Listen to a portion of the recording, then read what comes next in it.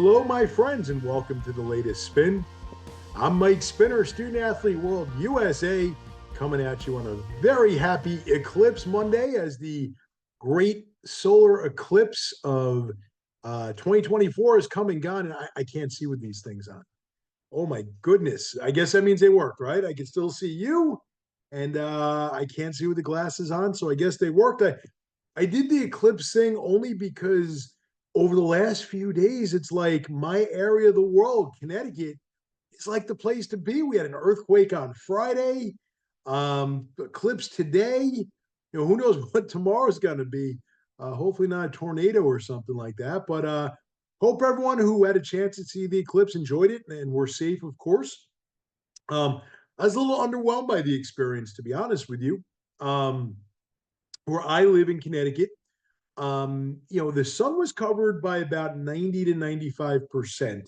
So you had a little sliver of sunlight coming through.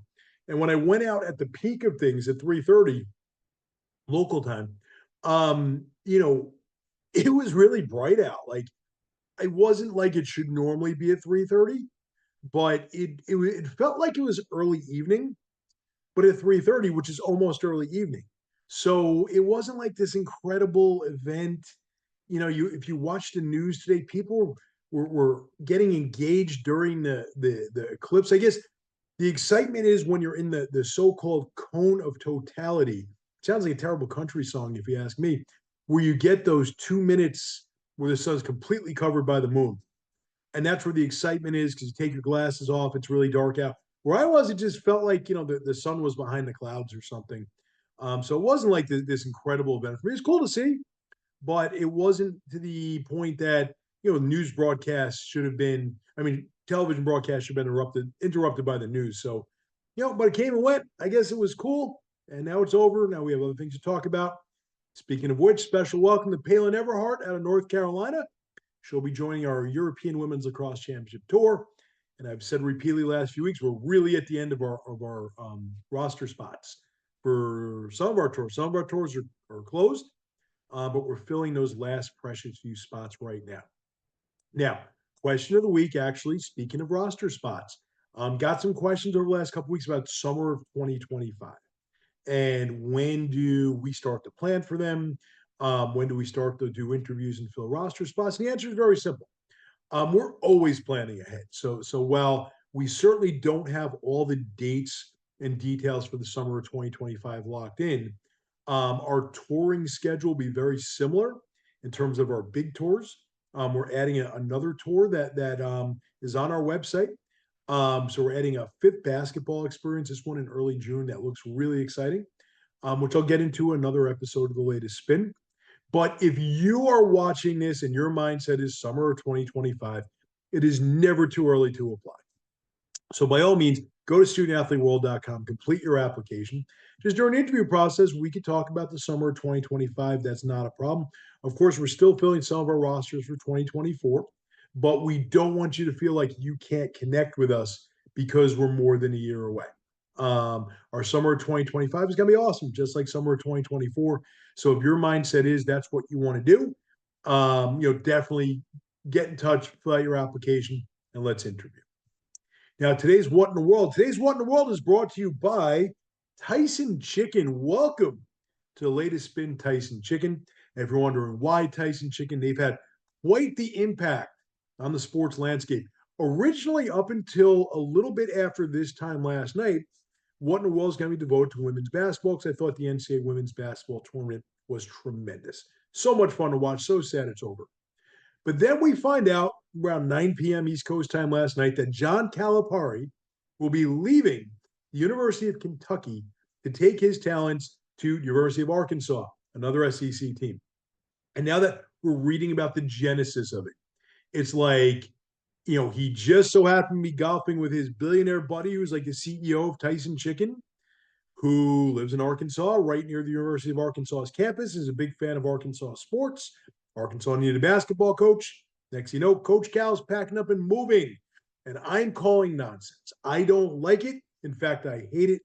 And I'm a little angry about it, to be honest. Like, let's dive into why and why not John Calipari is leaving the University of Kentucky. He's not doing it for the money. At his age, after his career, plenty of money laying around. So, yes, while the University of Arkansas is probably paying him more than Kentucky did, that isn't the reason why, in my opinion. I think what happened is they've had some very lean years. They can't make it out of the first week in the NCAA tournament anymore.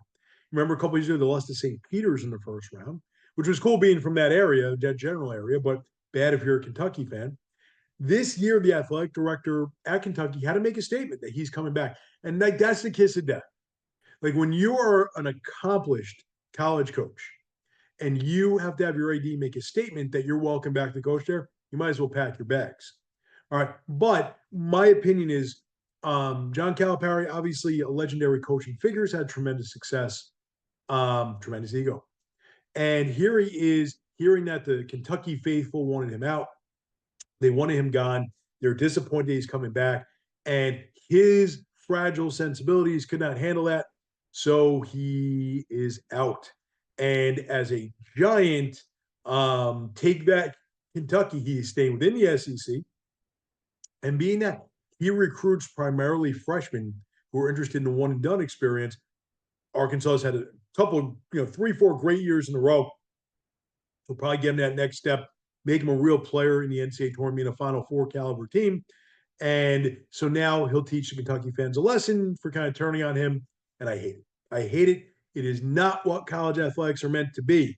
And that's why we now have a transfer portal that's unlimited, because you have coaches who think the grass is greener and are making decisions based on their ego and not on basketball. To me, Kentucky is one of the top 3 jobs in the country. The fact that John Calipari would disrespect the Kentucky fan base by kind of bolting like this, I think is unacceptable. Very unhappy. I really don't think this is a good optic for the University of Arkansas, for John Calipari, or for the NCAA for that matter. At some point, college athletics has to get back to being an experience for that kid who may not be the first player on the floor, that 7th player on the team, that 2nd or 3rd player off the bench. And now you have kids out there having to completely change their plans because a coach couldn't handle the heat at the University of Kentucky.